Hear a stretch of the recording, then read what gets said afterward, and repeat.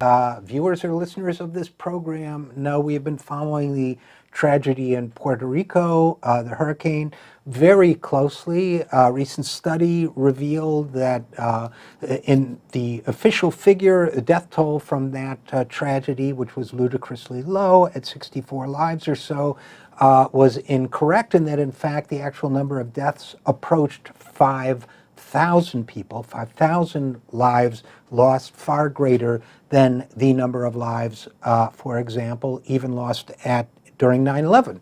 So given the loss of life, given the ongoing suffering in that nation, the amount of press coverage and attention is shockingly low. But one aspect of this tragedy that has not gotten nearly enough attention is the fiscal policies and practices that are compounding the tragedy there, in my opinion. And here to talk about that with us now is Lara Merling. Lara is a research associate at the Center for Economic and Policy Research. She is also someone who has studied both mathematics and economics. Her research focus includes economics and social justice, including inequality, and she is the co-author of a new paper on the fiscal plan for Puerto Rico entitled Certain Pain, Uncertain Gain, as well as an older paper from July 2017, laying the groundwork for the crisis we're in now, called Life After Debt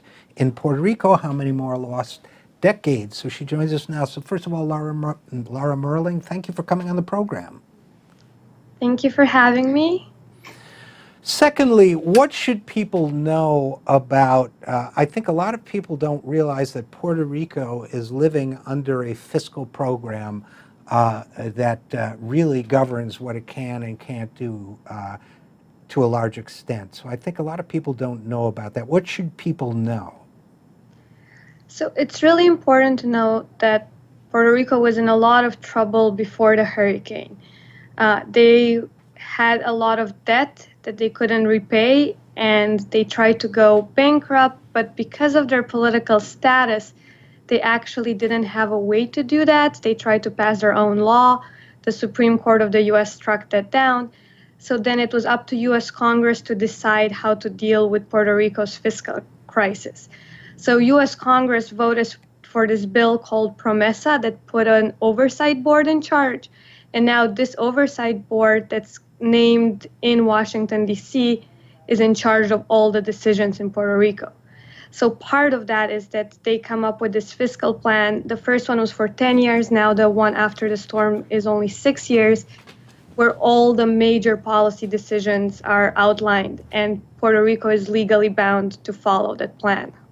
So basically, and correct me if I'm wrong, but what we've got here is an oversight board that can overrule the democratically elected government of Puerto Rico, which is in fact part of the United States, something that our listeners know, but a lot of people are not aware of. And this board, which is called PROMESA, Spanish for promise, it seems to a lot of us as observers to be overly concerned with the rights and privileges of investors and speculators, and not concerned enough about the needs of the people in Puerto Rico even before the hurricane struck. Is that, you think, a fair interpretation of the facts? That's a pretty fair interpretation, and just given the background of the members of the board, a lot of them have backgrounds in finance, then the people that the board hired to be in charge. I also want to mention that the board pays the people that work for it a lot of money. So, for example, the executive director of the board is getting paid about $600,000 a year, plus a lot of very generous benefits. And they just don't seem to know much about Puerto Rico anyway. And to make it even worse, the board actually holds all of its meetings in New York. So the people who are getting paid these lucrative sums to decide the financial fate of Puerto Rico don't even go there, it sounds like, unless they choose to in some other, capacity. Yes, so the board members are not paid, but the board gets to hire staff for the Got it. board that gets paid and spend money on that. And then some of that staff they do send to Puerto Rico and then they all get houses and drivers and all these other perks for going there. So, and what we're dealing with in Puerto Rico then is a situation where, and I know we don't have time to go into all the history now, but I've looked into a little bit, and over a period of many years, a lot of promises were made, tax breaks for corporations to come in and hire people. They take advantage of the tax breaks, then they leave once the tax break expires, and Puerto Rico is stuck again. Not given the infrastructure, not given the support, high rates of poverty, even as we say, even before the hurricane struck. And again, unless you feel the need to correct anything I've said, then let's go to recent events. Hurricane strikes, nearly 5,000 lives are lost, many homes destroyed. What happens then? So I guess though it is important to still go a little bit into the history just to understand why the economy collapsed, because Puerto Rico was used as a manufacturing base initially for the US, and once, globalization took off and cheaper places were available, it sort of was abandoned. Right. So right now its economy doesn't have that much going on. So the problem with the storm is a lot of it was destroyed, and now all of these incentives and policies, the new idea is not even to attract businesses, it's just to attract rich people there as sort of a tax haven.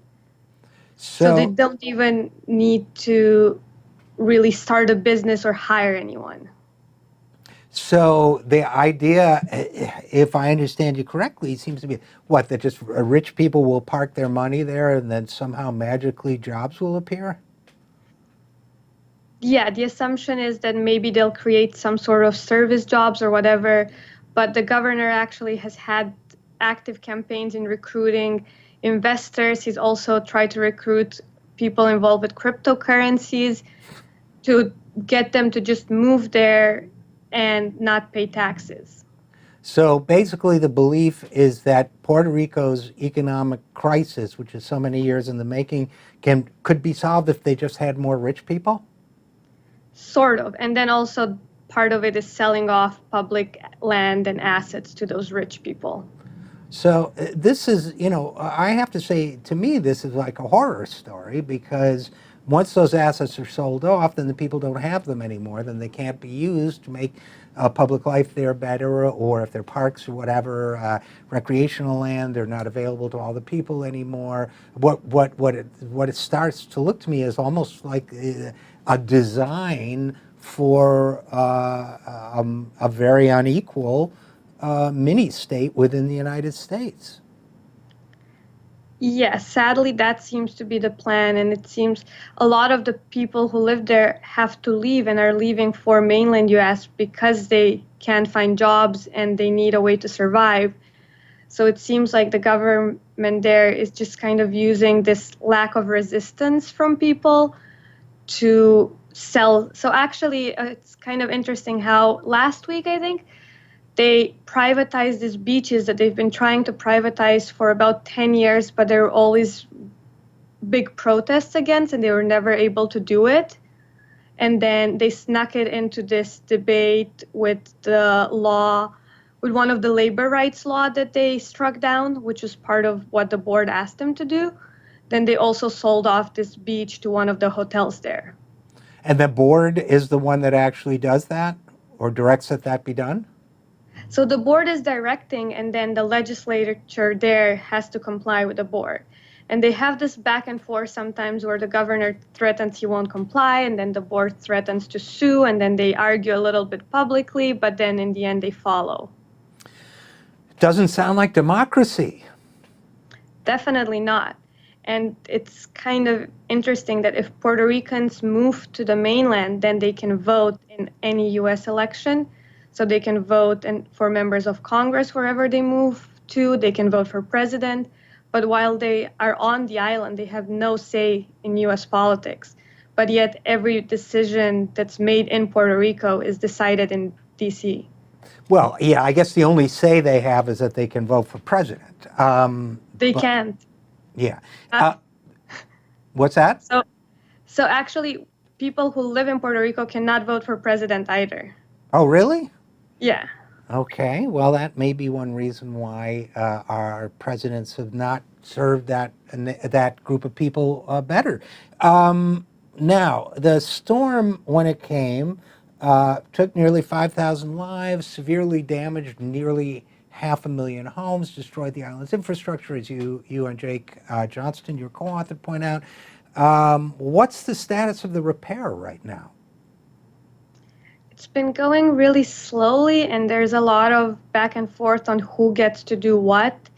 As part of these plans by the board, the idea is they want to privatize a lot of even the projects to repair and rebuild. So not that much is being done. Then in terms of the electric grid, which was one of the biggest problems, they're also trying to privatize that, which is problematic because it has a lot of debt. So the question is who would buy an electric grid with so much debt unless they can get some sort of good deal out of it. So it's all kind of up in the air.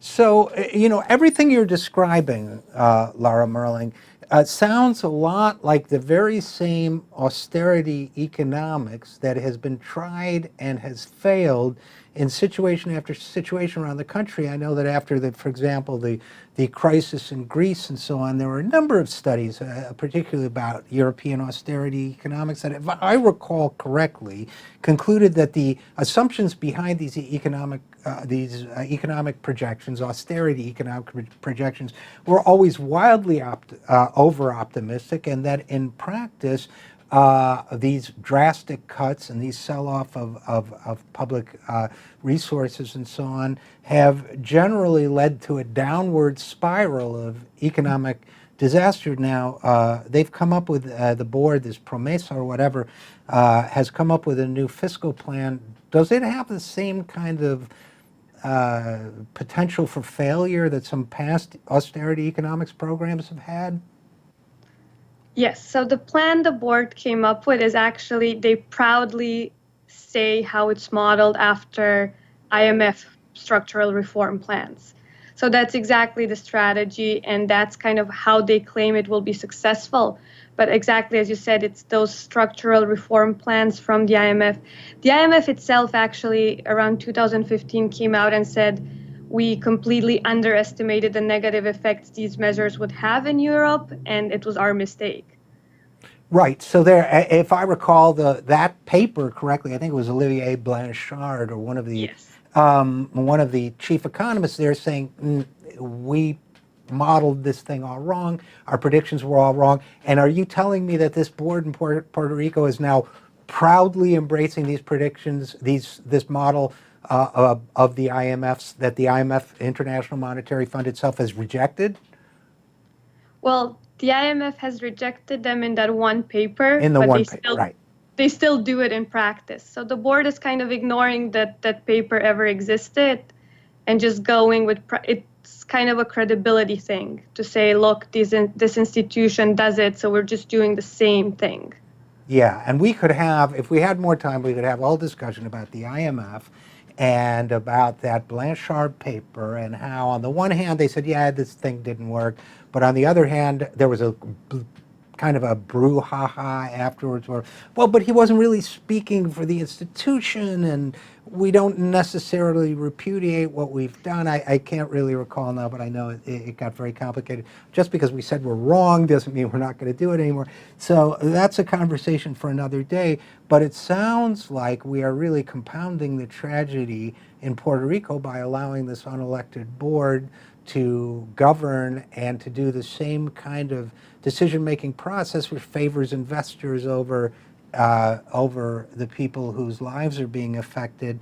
And it sounds like a tragic situation. It really is, because the board is just not accountable in any way to the people of Puerto Rico, and the way they're making decisions makes that very clear. Because this plan just has billions and billions in spending cuts for healthcare, for education.